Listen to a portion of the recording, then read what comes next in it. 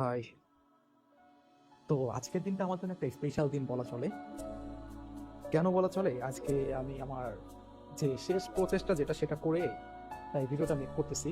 আজকে থেকে ঠিক ১ বছর আগে আমি অ্যাডমিশন যুদ্ধতে আসি। দেন বিভিন্ন জায়গায় পরীক্ষা দেই, অনেক জায়গায় সিরিয়াল আসে, অনেক জায়গায় পাস করতে পারি না, কোথাও ভর্তি হতে পারি নাই। পরবর্তীতে ন্যাশনাল ইউনিভার্সিটিতে আন্ডারে একটা কলেজে ভর্তি হই। দেন সেখান থেকে ভর্তি বাতিল করে ঢাকা সেন্ট্রাল ইউনিভার্সিটি তথা কেন্দ্রীয় বিশ্ববিদ্যালয়ে আমি চলে আসি।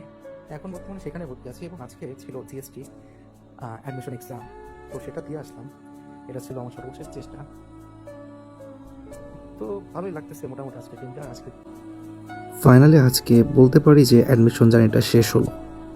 এই ১.৫ বছরে অনেক কিছুই শিখতে পারছি, যেটা আসলে ভিডিওতে বলে বোঝানো যাবে না।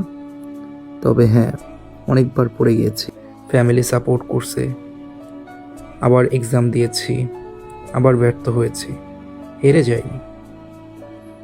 অতিরিক্ত চিন্তা করছি, এটা ঠিক। তবে এই অ্যাডমিশন জার্নি থেকে একটা বিষয় খুব ভালোভাবে জীবনে শিখতে পারছি যে ভাবলে কিছুই হবে না, শুধু ভাবাটাকে কার্যকর করতে হবে, তাহলেই জীবনে এগিয়ে যাওয়া যাবে।